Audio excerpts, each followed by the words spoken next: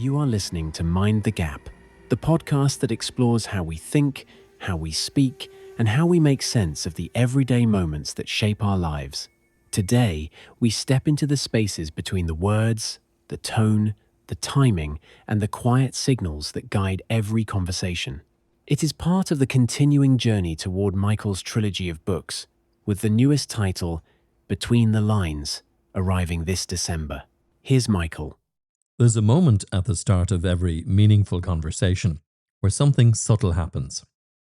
You lean in slightly. You adjust your breath. You listen for the tone of the other person's voice, and something inside you decides whether this will be an easy exchange or one that needs a little more care. We often imagine communication is all about the words, but long before we hear what someone says, we sense how they say it. The real message lives underneath the language. Tone, timing, and silence carry far more weight than any sentence ever could. I learned that lesson in a place you might not expect, not in a studio or a classroom, but at an airport terminal early one morning. I'd arrived way too early, as I tend to do, and found myself watching the quiet choreography of people waiting for flights. You can tell a lot by how people wait. There was a business traveller pacing with clipped steps, rehearsing something silently. A young couple shared headphones, speaking in low voices. A parent tried to keep a toddler entertained with a packet of raisins and some mild desperation. And then there was an older man sitting a few seats away from me. He had a newspaper open, but he wasn't reading it. Every so often, someone walked past and nodded to him. He nodded back, but his expression did not change.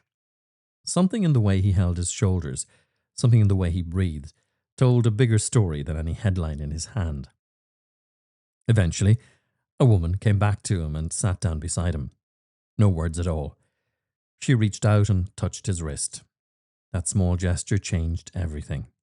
His shoulders softened, his breath steadied. The fear or worry that had been sitting between them, unspoken, was acknowledged by a gentle touch. They didn't need a conversation to say what needed to be said. Their bodies had already spoken for them. That moment reminded me that humans communicate long before we open our mouths. We tune to rhythm, posture, silence, and the emotional currents that flow between the surface. We hear with our whole selves. Chapter 1 of my latest book, Between the Lines, explores exactly that. It challenges the idea that communication is a tidy exchange of words. Words matter, but they're only the surface level. Underneath sits a deeper layer made of mood, timing, context, and our own inner assumptions. Most of the time, we're responding not to what someone says, but to what we believe they mean. The philosopher H.P. Grice gave this hidden layer a name. He called it implicature, the meaning behind the meaning. We all use it, whether we realize it or not. If someone at a meeting says, "I'm not sure this is the right direction," they might not be questioning the idea at all. They might be expressing fear or a sense of being left out or a request for reassurance. The sentence is only the doorway. The real message waits inside. You see this all the time in daily life. A friend says, "I'm fine," in a tone that tells you they're not. A colleague says, "No rush," while their foot taps onto the table. Someone says, "It doesn't matter," but the way they close the conversation tells you it matters a great deal. These mismatches between words and emotions are not mistakes. They're part of how humans protect themselves. We hint at the truth because saying it outright feels too exposing. We soften our message because we don't want to burden others, or we sharpen it because we feel unheard. This is where emotional intelligence becomes so important. It allows us to notice the subtle signals in others and in ourselves. It helps us to slow down, become curious, and ask better questions. When someone's words and tone do not align, emotionally intelligent people notice it without taking offense. They observe rather than react.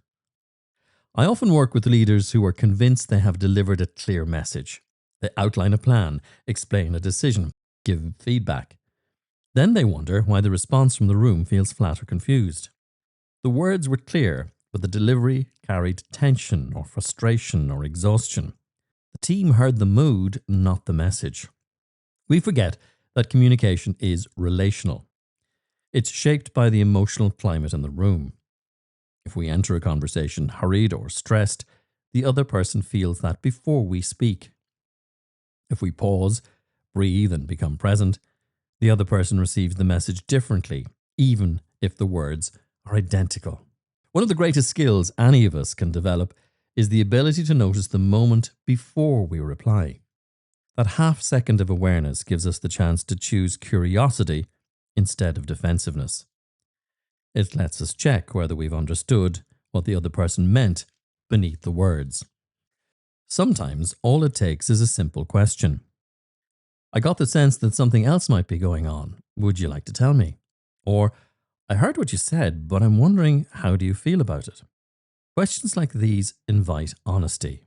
They create a small bridge between what's spoken and what is felt. And they prevent the slow drift into misunderstanding that causes so much unnecessary conflict. The older man at the airport didn't need a spoken explanation of his worry. His silence told the story. The gentle touch on his wrist told him he didn't have to carry it alone. When we begin to notice these small signals, our relationships change. We start to respond to the person, not just the words.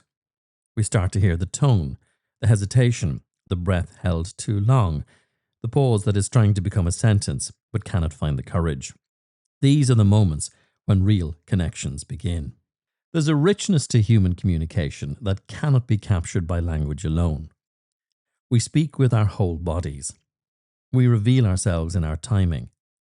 We express more in our silence than we ever could in a sentence. And when we learn to listen at that level, life becomes less confusing. Conversations become less transactional and more human.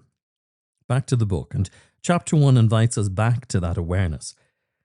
It asks us to listen beneath the words and to trust our ability to sense the emotional truth in others. It does not mean we guess or assume. It means we stay open, curious, and willing to follow the thread beneath the conversation. If you want to strengthen any relationship in your life, pay attention to what happens before the words. Notice the breath, the posture, the tone, the silence. Treat communication as a shared space rather than a performance. And remember that the most important message is rarely spoken first.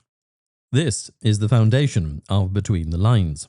It's the foundation of so much of the work that we do together in this podcast, and it's the quiet art at the heart of every meaningful connection. Before we finish, a quick word about the books that shape so much of this podcast. Mind the Gap began as a collection of reflections and stories, and it's grown into a companion for many listeners. The Next Station Is followed with a deeper look at the beliefs that move us forward and the ones that hold us back. And now a third book completes the arc. Between the Lines arrives this December. It explores the hidden conversations within our conversations, the signals we send without knowing it, and the influence of tone, timing, and silence on how we connect. It's written in the same narrative style as the podcast, and it sits alongside the other two books as part of a trilogy.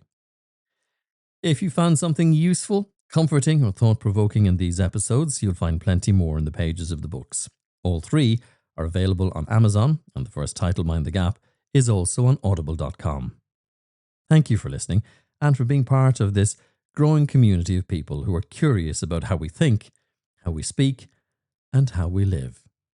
And don't forget, please, mind the gap. If today's episode has given you something to think about, you can continue the journey in the books that shaped this series. Mind the Gap and The Next Station Is are both available on Amazon, and Mind the Gap is also on Audible. The third book in the trilogy, Between the Lines, arrives this December and explores these themes in even greater depth. If you enjoy the podcast, please follow, rate or share it with someone who might find it helpful. Every bit of support helps this community grow.